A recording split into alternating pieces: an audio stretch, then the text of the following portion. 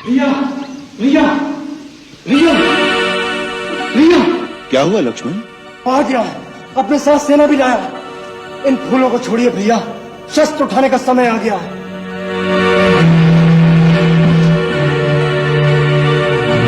अच्छा हुआ वो खुद चलकर आ गया। आज मैं उसे जीता नहीं छोड़ूंगा। क्या बात है लक्ष्मण, कौन आ गया? आपका चहेता भरत। क्या भरत आया है? कहाँ है? चित्रकूट तक आ गया है। मुझे वन में भील और कौल मित्रों ने आकर कहा, अयोध्या का राजा भरत अपनी चतुरंगी सेना के साथ चित्रकूट आ रहा है। मैंने स्वयं पेड़ पर चढ़कर देखा तो मुझे सच सेना दिखाई दी। अपनी सूर्य पताकाएं लहरा रही थी, साथ में घोड़े और हाथी भी थे। इसका अर्थ है वो अपनी पूरी शक्ति के साथ आक्रमण करने आ रहा है। आक्रमण? किस पर? आप पर। और किस पर? राज्य पाकर उससे राज का मत संभाला नहीं किया।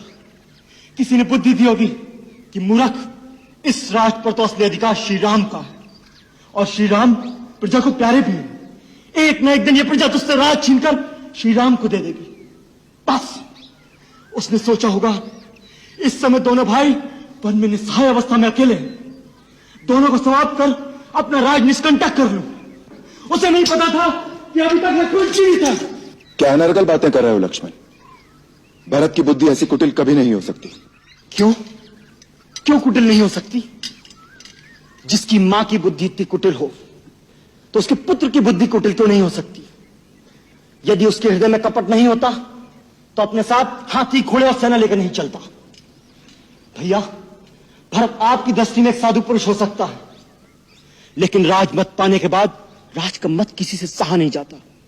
अरे मानव तो क्या, इंद्र जैसे देवता भी राजमत के नशे में चूर होकर उचित और अनुचित भूल जाते हैं। आज राज शक्ति के नशे ने भरत को अंधा कर दिया है। वो आपको निस्सहाय और बेसहारा समझकर आपकी हत्या करने आ रहा है। नहीं लक्ष्मण, नहीं। आपको मेरी सौगंध है भैया, आज मुझे मत रोकिएगा। मैं आपके चरणों की शपथ खाता हूं, यदि मैंने क्षत्रिय कुल में जन्म लिया है और मैं सच्चा रघुवंशी हूं तो आज वे दोनों रणक्षेत्र में मेरे हाथों मारे जाएंगे। जिस तरह एक सिंह हिरणों के झुंड को कुचल देता है, उसी तरह मैं उसकी चतुरंगनी सेना का नाश कर दूंगा। तभी यह मेरा धनुष धारण करना सार्थक होगा। भैया, यदि आज भगवान शंकर भी उसकी सहायता के लिए आ जाएं, तो मुझे राम की दुहाई है, मैं भरत को जीता नहीं छोड़ूंगा।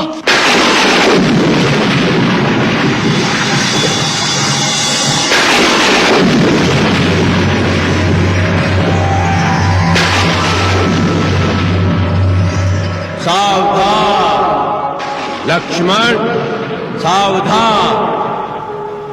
तात प्रताप प्रभाव तुम्हारा, को कह सके को जान निहारा।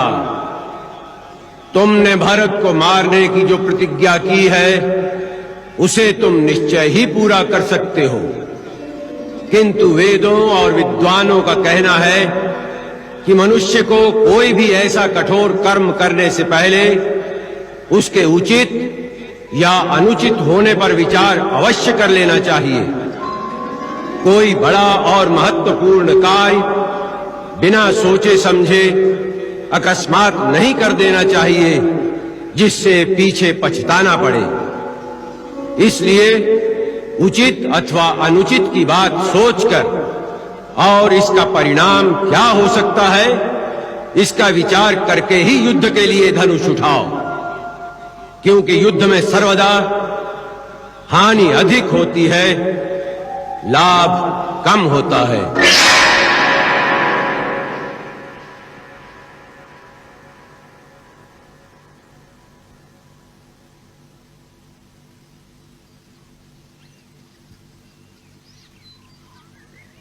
लक्ष्मण, ये आकाशवाणी सुनी तुमने? जो उचित और अनुचित का भली भांति विचार किए बिना किसी काम को जल्दी में करते हैं वो पीछे पछताते हैं। मुझे तुम्हारी वीरता पर और तुम्हारे पराक्रम पर किंचित भी संदेह नहीं है। तुम क्रोध के आवेश में भरत को अवश्य मार सकते हो, परंतु जब तुम्हें पता लगेगा कि भरत पर तुम्हारा संदेह मिथ्या था, तो क्या फिर उसे जीवित भी कर सकोगे? परंतु भैया, जो आंखों से दिख रहा है उसे आप संदेह कह रहे हैं। कभी कभी आंखों से देखा हुआ भी सत्य नहीं होता। राजपद का प्रमाद साधारण मानव को हो सकता है, इंद्र जैसे देवता को भी हो सकता है, परंतु भरत का स्थान देवताओं से भी ऊंचा है। वो एक महामानव के रूप में महानता की परिसीमा है। जिस प्रकार खटाई की एक बूंद से क्षीर सागर का दूध नहीं फट सकता, उसी प्रकार अयोध्या तो क्या, त्रिलोक का राज्य भी भरत को दे दिया जाए तो भी उसे राजमत नहीं हो सकता। आपके इसी साधुपने में हमने अपने हाथ में आया हुआ राज छोड़ दिया। सारी प्रजा आपके साथ थी। आपका एक संकेत होता तो प्रजा महाराज को आपका राज अभिषेक करने में विवश कर देती, और प्रजा के बल पर मैं अपने पिता का वचन झूठा कर देता। लक्ष्मण, पिता और पुत्र का नाता प्रजा के मतामत से निर्धारित नहीं होता। इसी प्रकार भाई और भाई के बीच फैसले तलवार से नहीं किए जाते। भरत को मारकर जिस राज्य की तुम कल्पना कर रहे हो, तनिक सोचो कि उसका परिणाम क्या होगा। यदि अपने भाई ही न रहें तो राज्य के सुख भोग में क्या आनंद मिलेगा। यदि मेरे सुख में तुम तीनों भाइयों का भाग ना हो तो वो सुख मेरे लिए विष के समान है। और यदि तुम्हें राज्य की लालसा है तो मैं तुम्हारी शपथ खाकर कहता हूं लक्ष्मण, मेरे एक संकेत मात्र से भरत वो राज्य तुम्हें दे देगा। नहीं भैया नहीं, मुझे राज की अभिलाषा नहीं। परंतु यदि भरत के मन में पाप हुआ तो, यदि उसने प्रहार किया तो उसी को प्रहार करने दो। वो हमारा राजा है। हम अपने राजा के सामने शस्त्र नहीं उठाएंगे। भैया,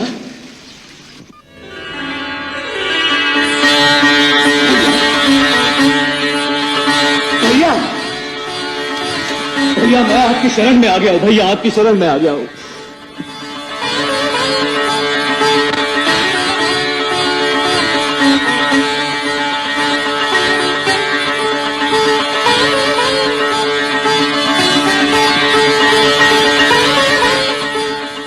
भरत,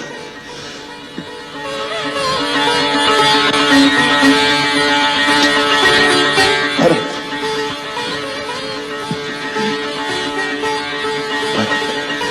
मेरे भाई,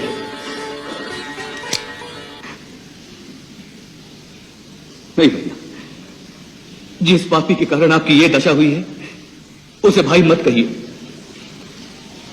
मैं अब इसका अधिकारी नहीं।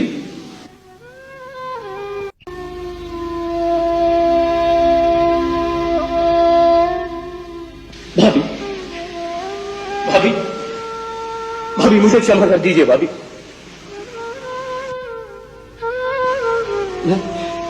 मैं एक निर्लज की भांति आपके सामने आ गया हूं।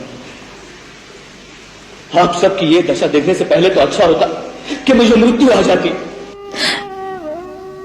नहीं देवर जी, ऐसा न कहिए।